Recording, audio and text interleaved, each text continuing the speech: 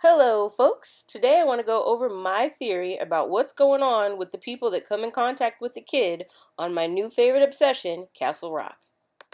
This theory is loosely based on the movie Fallen, starring Denzel Washington, in which a falling angel named Azazel is able to possess and transfer from human to human just by his touch. I believe there are various effects of coming in contact with the kid. Physical contact, like simply touching his face, creates a link between him and the person that came in contact with him, while direct hand to hand contact is more powerful and involves the theory of give and take. The way the give and take theory would work is, for example, say you had a cold and you came in direct hand to hand contact with the kid. He would take your cold from you and then it would get passed on to the next person that touches his hand. So, let's start out with our boy Dale Lacey. As far as we know, he's been the only person to come in contact with the kid in 27 years. We can assume that he's aware that something is up with touching the kid because we see him wearing gloves right before he touches the kid for the first time. I don't think that Lacey fully understands how it works, but he's finally become curious enough to want to try something. This would explain the walking stick that we see Lacey holding during one of his visits with the kid. It's also mentioned again when Henry asks about what was found in the car after Lacey's death. As we know with mystery box shows, when something doesn't seem important and they take the time to mention it more than once, it probably is important.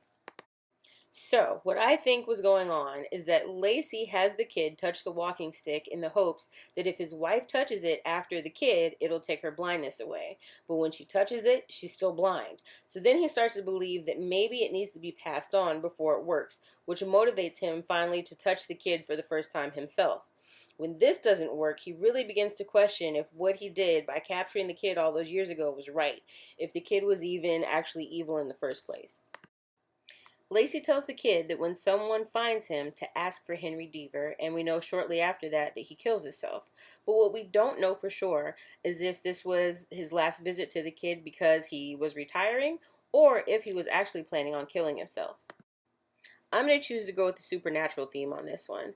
I believe that either the kid himself wanted to die after being locked up for 27 years, or the last person that had hand to hand contact with him prior to being locked up was this guy, Daddy Deeves, and his suicidal intentions got passed on to Lacey when he touched his hand. So moving on, we do see other people in the prison touch the kid. I believe that this touching only connects the kid with these people. It brings out whatever is evil inside of him and also allows him to enter their minds. Zelensky does comment at one point that he never noticed how bad it was at Shawshank until after he found the kid. I believe it's possible that the people we see in the prison abusing the inmates are the ones that had physical contact with the kid, especially since we don't really see the inmates behaving badly, it's only the guards. Next up, let's talk about some not so direct contact. Here we see a fly land on the kid's foot, and then later we see Zelensky pull a dead fly out of his coffee. And right after he discovers this fly, the security screens behind him begin glitching. So it seems like the fly touches the kid, Zelensky drinks the dead bug juice coffee, and then boom, now the kid is in Zelensky's mind. Next up, let's discuss the kid and the Nazi. The kid warns the Nazi not to touch him, and even though we don't actually see it, we can assume that some hand-to-hand contact happened there because the Nazi is dead the next day. His whole entire body is riddled with cancer, but where the hell did the cancer come from? That's like really random, but maybe it came from this guy.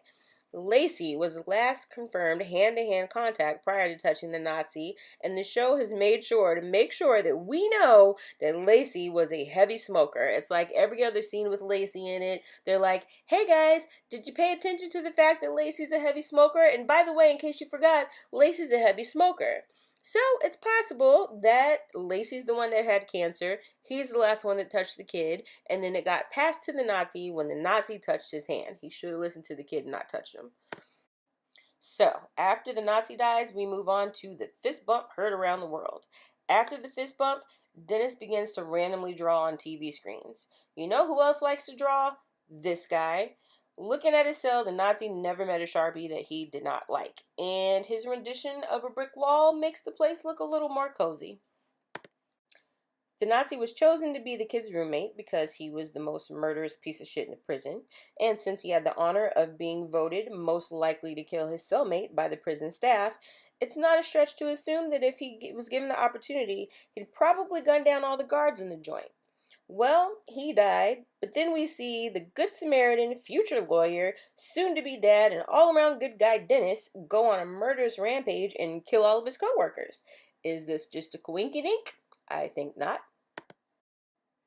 So, even though we don't see it, there are several people that could have touched or had indirect contact with the kid, but until episode 7, we don't actually see anything concrete. So, there's the potential handshake with Henry when he gets out of jail, but of course, we don't know what happened. Then we have Jackie Torrance, who seems to always be up in people's personal shit. She's the one that probably helped the kid get new clothes instead of his like gray prison outfit. So it's a huge possibility that they actually had some physical contact. This is further justified when Jackie tells the cops in episode 8 that she didn't feel like herself when she killed Gordon. Next up, we have Molly, and she's putting the kid's soap shavings in her mouth. This isn't physical contact, but maybe it works like the fly did with Dennis, and now the kid's in her head that way. The last known hand-to-hand contact happened in episode 7 with Ruth and the kid, but since we don't know for certain who the last person to touch the kid's hand prior to Ruth, we have no idea what got passed on to her. Though it could be several other people, the last person that we actually saw touch the kid's hand was Dennis. So maybe whatever got passed down to Ruth from Dennis isn't all that bad because Dennis was genuinely a good guy. I've been working on a pretty good theory about Ruth and her time walking and dementia, and I hope to get to make a video for that one sometime soon. So I don't want to get too deep into that subject. I'll just say that I do believe that the give and take from the kid's touch will be passed from Ruth to Molly, and whatever it is that makes Ruth that time walker will be passed on to Molly, and Molly will then become the time walker, and that is how she will be able to help the kid. So I'd just like to end this by saying that I am not a pro at this. I am very much a novice, but I enjoy theorizing on cool shows, and I hope that you enjoy this theory.